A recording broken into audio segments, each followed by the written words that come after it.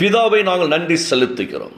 எனக்கு அருமையானவர்களே, ரோமர் 16:20 சமாதானத்தின் தேவன் சீக்கிரமாய் சாத்தானை உங்கள் கால்களின் கீழே நசுக்கி போடுவார். நம்முடைய கர்த்தராகிய இயேசு கிறிஸ்துவினுடைய கிருபை உங்களோட கூட இருப்பதாக என்று பவுல் அழகாய் வெளிப்படுத்துவதை பார்க்க முடிகிறது.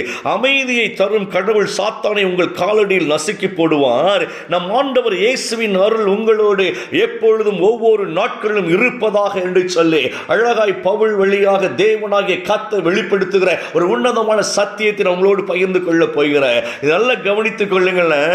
சீக்கிரமாய் சாத்தானை கால்களின் கீழ், அதாவது நமது கால்களின் கீழே அவர் என்ன செய்கிறாரா, விழப்பண்ணுகிறவராய் இருக்கிறார். ரொம்ப ஒரு அழகான வார்த்தைங்க.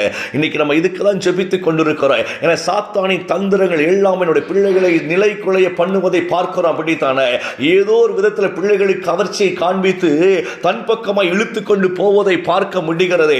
உலகத்தில் உள்ள பல காரியங்களை காண்பித்து அதற்கு நேராய் பிள்ளைகளை திசை திருப்புவதை பார்க்க முடிகிறது. அப்படிப்பட்ட சாத்தானின் கிரிகள் நிர்மூலமாகிற நேரமாய் இருக்கிறது. எனக்கு அருமையான தேவ பிள்ளைகளே, நம்முடைய பிள்ளைகளுக்கு எதிராய் போராடுகிற, நம்முடைய குடும்பத்துக்கு எதிராய் போராடுகிற இந்த பொல்லாத ஆவி, இந்த சாத்தானினுடைய எல்லா விதமான தந்திரங்களை நிர்மூலமாக்க தேவன் இன்றைக்கு அவர் அதிசயங்களை காணப்படுகிறவராய் இருக்கிறார். அதனால ஆண்டுடைய வார்த்தை ரொம்ப அழகாய் சொல்கிறது, சமாதானத்தை தருகிற நம்முடைய ஆண்டவர், சமாதானத்தை உண்டு பண்ணுகிற நம்முடைய ஆண்டவர் சாத்தானை என்ன செய்கிறாரா, அவர் நம்முடைய கால்களின் கீழ் நசுக்கி போடுகிறார். நீங்க சொல்லுங்க, எங்க கால்களின் கீழே கர்த்தர் நசுக்கிப்பட்ட சாத்தானினுடைய கிரியைகளை நாங்கள் இயேசுவின் நாமத்தில் மிதிக்கிறோம். நீங்க சொல்லுங்க. ஒவ்வொரு நாட்களும் பிள்ளைகளுக்காக ஜெபிக்கின்ற பொழுது இந்த வார்த்தை பயன்படுத்துங்க. எங்க பிள்ளைகளுக்கு விரோதமாய் போராடுகிற இந்த சாத்தானை நாங்கள் ஆண்டவரை மிதித்து அப்புறப்படுத்துகிறோம். ஐயா, நீங்க நசுக்கி போட்ட இந்த சாத்தானின் வல்லமைகளை ஆண்டவர் நீங்கள் காண்பித்துக் கொடுத்த சாத்தானின் வல்லமைகளை இப்பொழுது இயேசுவின் நாமத்தில் நாங்கள் நசுக்கி போடுகிறோம். என காலின் கீழே ஏன் போடுறார் தெரியுமா? மிதிப்பதற்கு. நம்ம தான் பயப்படுறோங்க.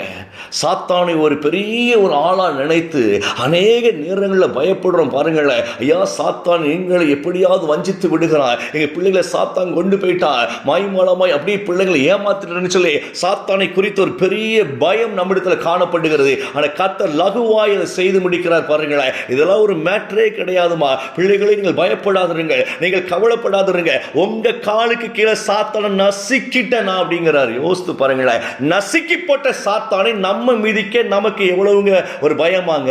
அதுக்கெல்லாம் பயப்படலாமா? அதுவே நசுங்கி தேவனுடைய கால்களில் நசுக்கப்பட்ட சாத்தான், தேவனுடைய கைகளினால நசுக்கப்பட்ட சாத்தான் இன்னைக்கு நம்ம காலுக்கு அது கிடக்கு அப்படின்னா நீங்க தைரியமா இருங்க. ஒன்றும் நம்மை சேதப்படுத்த முடியாது. நம்முடைய பிள்ளைகளை சாத்தானின் கிரிகள் சேதப்படுத்த முடியாது. இயேசுவின் நாமத்தில் ரீபாதா லகனர ஷகலகரா, இயேசுவின் நாமத்தில் பேசுறேங்க. நீங்க கலங்காதீங்க. ஏன்னா இன்றைக்கு இருக்கிற இந்த உலகத்தில் கர்த்தருடைய வல்லமை நம்முடைய பிள்ளைகளை நிச்சயமாய் பாதுகாக்க, ஒன்றுக்கும் பிள்ளைகள் தவறி விழாதபடிக்கு தேவனால் பாதுகாக்கப்படுவார்கள். ரொம்ப அழகா இந்த வார்த்தை பிடிச்சிருந்துச்சுங்க. எவ்வளவு நல்ல ஆண்டவர். அவர் சமாதானத்தை விரும்புகிற ஆண்டவர், சந்தோஷத்தை விரும்புகிற ஆண்டவர். நம்முடைய பிள்ளைகள் எல்லோரும் ஒன்றாய் இணைந்து சந்ததியை உலகத்தை கலக்க வேண்டும் என்று சொல்லி, உலகத்திற்கு வெளிச்சமாய் இருக்க வேண்டும் என்று சொல்லி, உலகத்துக்கு உப்பாய் இருக்க வேண்டும் சொல்லி விரும்புகிற நம்முடைய ஆண்டவர். பாருங்களேன், அப்ப அதற்கு எதிரான வல்லமைகள் எத்தனை காரியங்கள் எழும்பி வந்தாலும் சரி, இயேசுவின் நாமத்தில் கர்த்தருடைய வார்த்தையின் முடி அவைகள் நசுக்கப்பட்டு நம்முடைய கால்களிலே விழ பண்ண ஆண்டவர் உதவி செய்கிறவராய் இருக்கிறார். நீங்க கலங்காதீங்க.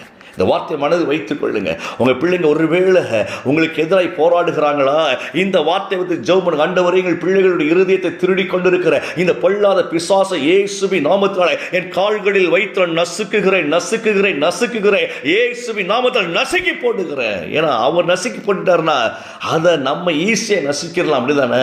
அப்படியே நீங்க அந்த ஜெபத்தில் தாங்கும் பொழுதெல்லாம், நீங்க ஜெபத்தை ஏறெடுக்கும் பொழுதெல்லாம் இந்த வல்லமையை நீங்கள் பெற்றுக்கொண்டவர்களை, கர்த்தரின் வல்லமையை பெற்றுக்கொண்டவர்களாய் சாத்தானை நசுக்கி கொண்டிருங்க. ஏ சாத்தானே, உன்னால எந்திரிச்சு எங்க குடும்பத்தை ஒண்ணு செய்ய முடியாது. நீனே செத்து போனவன், நீனே விழுந்து போன சாத்தான், நீ விழுந்து போன தூதன் அல்லவா. விழுந்தவன் எப்படி குடும்பத்தை உன்னால் ஜெயிக்க முடியும்? உன்னை நசுக்குகிறேன் இயேசுவின் நாமத்தினால.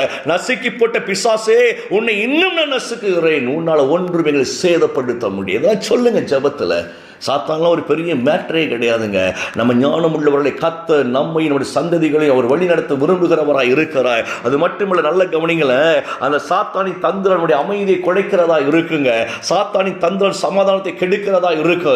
அப்ப ஒன்றை புரிந்து கொள்ள வேண்டும், சாத்தான் சமாதானத்தை கெடுக்கிறான், ஆனால் கர்த்தரோ சமாதான தேவனாக இருந்து கெடுக்கின்ற சாத்தானை நசுக்கும் வல்லமையை உங்களுக்கும் எனக்கும் தந்திருக்கிறபடியினால நீங்கள் தைரியமாய் இந்த ஜெபத்தில் இதெல்லாம் வைத்து நீங்கள் ஏறிடுங்கள். கர்த்தர் நிச்சயமாய் நமக்கு நன்மை செய்வதை நாம் பார்க்க முடியும். பாருங்கள், சாத்தானுடைய தந்திரம் எப்படிப்பட்டதா இருக்கிறதா?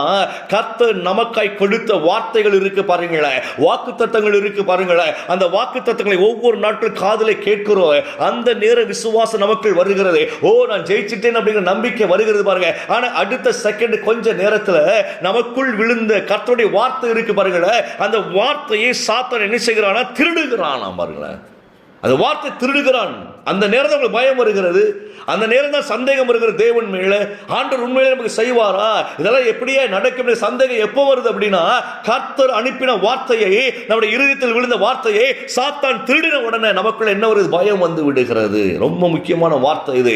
ஏன்னா மார்க் 4:15 ஆண்டவர் அந்த வார்த்தை சொல்லுகிறார், சாத்தான் வந்து வசனத்தை என்ன செய்கிறான்? நம்முடைய இருதயங்களில் இருந்து எடுத்து போடுகிறான். விதைக்கப்பட்ட வார்த்தைகள் எடுத்து போடுகிறான். அப்பதான் பயம், அப்பதான் சந்தேகங்கள், அப்பதான் கண்ணீர் கவலைகள், அப்பதான் எரிச்சல் கோபங்கள் எல்லாம் எப்போ வரும்னா, வசனத்தை பிசாசு திருடின உடனே வருதுங்க.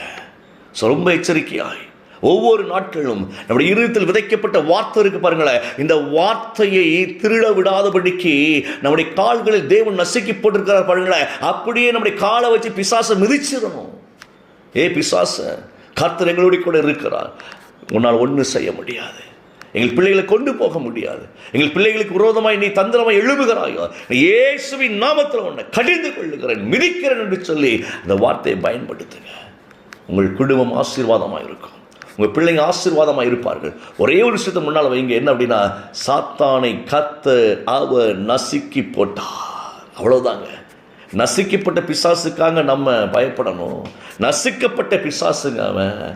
யோசித்து பாருங்க, சேப்பே இல்லாமல் நசுக்கப்பட்டு இருக்கிறான், உருவம் இல்லாமல் நசுக்கப்பட்டு இருக்கிறான், அலங்கோலமாய் நசுக்கப்பட்டு இருக்கிறான். அவனை கண்டு பயப்படாதீங்க. ஒன்று உங்கள் சந்ததிகளும் சேதப்படுத்த முடியாது. கண்களை மூடுவோம். பிதாவை நாங்கள் நன்றி செலுத்துகிறோம். இயேசுவின் நாமத்தில் தகப்பனே, இந்த நேரத்தில் எங்களை எல்லாம் ஒப்புக்கொண்டுக்கிறோம் ஐயா. நீங்கள் சொன்னீங்களே, சமாதானத்தின் தேவனாய் கர்த்தரினுடைய வல்லமையினால ஆண்டவர் எங்கள் கால்களின் கீழ் சாத்தானை நசுக்கி போட்டேன் என்று சொல்லி இயேசுவின் நாமத்தில் வார்த்தை நாங்கள் விசுவாசிக்கிறோம் ஐயா. எங்கள் பிள்ளைகளுக்கு விரோதமாக எழும்புகிற எல்லா சாத்தானின் தந்திரங்களை நிர்மூலமாக்கி நாங்கள் ஜெபிக்கிறோம். ஆண்டவர் இணைந்திருக்கிற ஒவ்வொரு குடும்பங்களையும் ஆசீர்வதிப்பதற்காய் நன்றி. இயேசுவின் நாமத்தில் ஜெபிக்கிறோம் நல்ல பிதாவே. ஆமென், ஆமென்.